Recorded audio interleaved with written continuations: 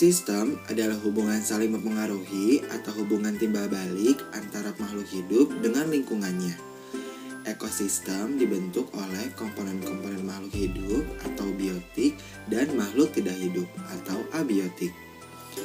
Komponen biotik terdiri dari manusia, hewan, dan tumbuhan. Komponen abiotik adalah semua faktor penyusun ekosistem yang terdiri dari benda-benda mati, antara lain cahaya, matahari, suhu, oksigen, air, tanah, dan lain sebagainya.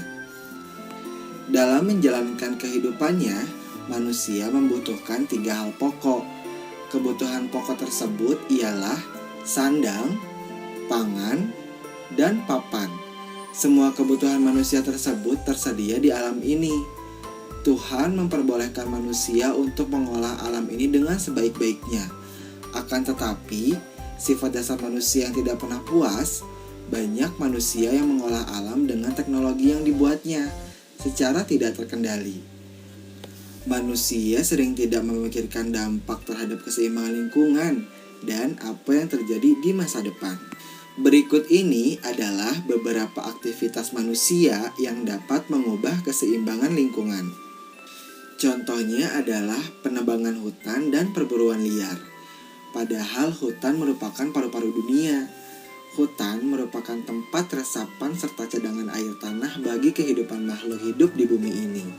Selain itu, hutan merupakan tempat tinggal dan tempat berlindung sebagian besar makhluk hidup. Jika pohon-pohon di hutan ditebang untuk industri dan pembukaan lahan pertanian secara liar, secara berlebihan, akan berpengaruh terhadap kehidupan yang ada sebelumnya. Daerah resapan air berkurang dan suplai oksigen berkurang merupakan akibat penebangan pohon. Selain itu, hewan yang ada di dalam hutan akan kehilangan tempat tinggal dan sumber makanan. Apalagi dengan perburuan liar terhadap hewan-hewan, maka akan semakin merusak lingkungan tersebut.